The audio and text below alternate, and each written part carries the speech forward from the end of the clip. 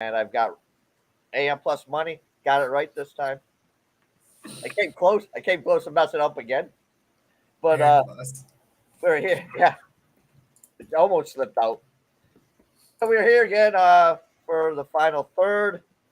I have AM on here as my soccer guru, my soccer expert. God knows he can't pick hockey, but here we go. So Canadian that can't pick hockey, he's got to go to soccer. I understand. I can't pick hockey either, especially after last night's blood bloodletting. But we'll get right here. He's got a couple of plays in the one league I do know about soccer, the EPL. Got a couple of nice bets here that I've already jumped on. So, AM, I'll let you take it away and tell the people what you got going on for this weekend. Yeah, we're back on the final third. Got some weekend soccer on the pitch coming up. I'm not throwing you any curveballs this week with the names, Kaiser. So we're good on that front. We'll kick it off with the 10 a.m. match, 10 a.m. Eastern time match on Saturday. This is Chelsea and Sheffield United. Taking the Chelsea team total over 2.5 at even money. This is one where, Chelsea, they haven't been in great form lately, but they've been scoring goals, and that's all that's going to matter for this bet. Chelsea has been a team where actually this has been a long time coming. Last year, they were in the bottom half of the table, the way they finished. But if you looked at their expected goals, they should have actually been somewhere in the top 7 of the Premier League or something. They had one of those seasons. To be fair, a lot of it was Todd Bowley's fault for buying all these players and not knowing necessarily the right fits for the team. But they were getting all these they were creating scoring chances. They couldn't hit the back of the net if their life depended on it. Well, this year's different. They did get that little bit of a rough start where their attack wasn't great, but now things are clicking. Now they're finally starting to score goals, and they're scoring a lot of goals, and they're figuring out that's the way how they're going to have to win games in the Premier League. They're just going to have to outscore their opponent. And luckily for them, they're coming off 2 losses on the road, but they're going to be back at home here and looking to bounce back against one of the worst teams in the Premier League this season. They're taking on the newly promoted Sheffield United. And Sheffield United, they're coming off a 1-0 win at home against Brentford last week, but this Sheffield United, they're at the bottom of the table for a reason. They have been giving up a ton of goals this year. They've lost their last 3 straight at home alone. They've lost their last 3 straight away from home, and 2 of those scores were 5-0. So yeah, this is also a team that lost to Tottenham at home 8-0. So Sheffield does nothing but hemorrhage goals, and the way Chelsea has been, creating scoring chances and scoring goals in their recent matches, this should be one where they blow Sheffield out of the water here at home. They should score at least 3 goals. If you're looking for a little extra juice, might even be on the team total over 5.5 in this one, because this could be one, especially after the 2 losses, where they just unload on a bad Sheffield team at home and just keep putting the ball in the back of the net. So for that one, the 10 a.m. match on Saturday, Chelsea and Sheffield United, we're going to go with Chelsea team total over 2.5.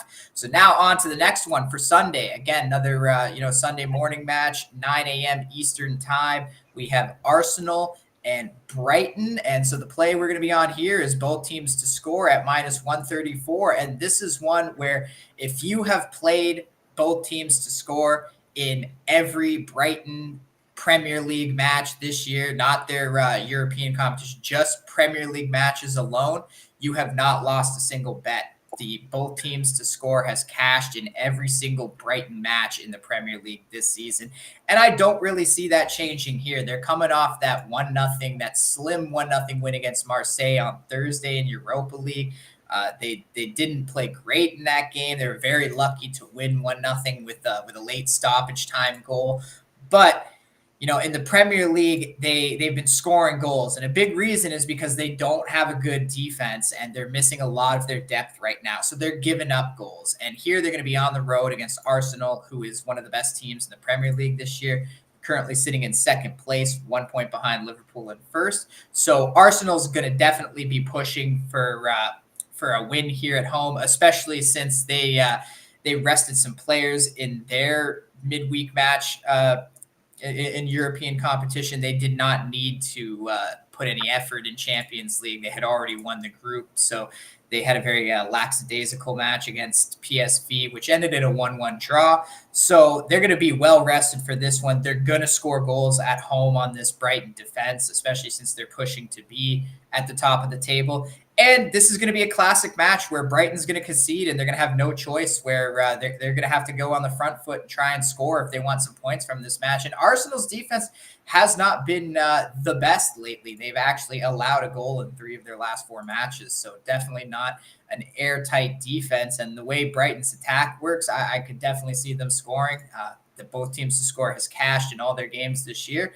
So we're going to ride the train with the Brighton, Arsenal, both teams to score. That is going to be the second free play. So I'll just recap the 2 plays quickly. Saturday, 10 a.m. Eastern time, we got Chelsea team total over 2.5 in the Chelsea-Sheffield United match. And then Sunday morning, 9 a.m. Eastern time, we've got both teams to score in the Arsenal-Brighton match.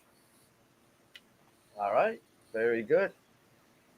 I like that. Nice, easy things to type in there. Nice teams that I know, I can understand. No Sheriff Tears Bowl. Yeah. Did that one? Well, win? how about what? You know what? They almost won the game, and then they conceded like 2 late goals. The +1 ended up pushing, but it was very late stoppage time goal. If you want, though, I can start throwing you some team names where they have the numbers in there, like 1948 followed by the team name. Hey, you do whatever you want as long as you type them and send them to me, so I can just copy and paste them. All right, sounds like a plan. It's the German league has a lot of numbers in theirs, right? There's like Bayer 04, Leverkusen is the actual name. It's just got that 04 in the middle. Hey, too much beer for the Germans. Well, there's that one team, right? Like Borussia Mönchengladbach. That's a fun one to spell. Hey, like I said, I can copy and paste with the best of them. But, all right, so AM, where can the people find you if they want to look at your other soccer picks and what else, the other stuff you got going on besides hockey? Where can people find you and what do you got going? You can get my premium plays at theinsidersroom.com, pickedvisor.com, and bigal.com. As you said, you'll find every sport there except NHL. Just not a big fan of NHL, but I'll have tons of soccer in soccer leagues you didn't even know existed. I'll have plays. So I'll have tons of soccer, football, basketball, pretty much every other major sport. You can get my premium plays at those sites. Yes, I can vouch for that. He throws out some plays. He's thrown out plays to me in soccer, and I have to go back to him and say, where do I find that on the fucking scoreboard? I had Florida State in the women's college national championship a few weeks ago, and they won 5-1. So there you go. You do it all. You do it all. That's why I have you on, because I don't know anybody that follows third division Belgium soccer, whatever, except you. So good job, AM. Thanks a lot. We'll hit it up next week. Maybe get some. Since Christmas shopping's over, we can maybe get the midweek games in there. I know coming up, Boxing Day in the EPL is a full slate of games coming up on the 26th, and they seem to pack in like 3 weeks of games over a 2-week span. So lots of stuff going forward here. And again, thanks a lot for everything. Hey, it's great as always to be on, and as great friend of the show, Rye Cape would always say, because I see him in the chat. Let's cash some tickets.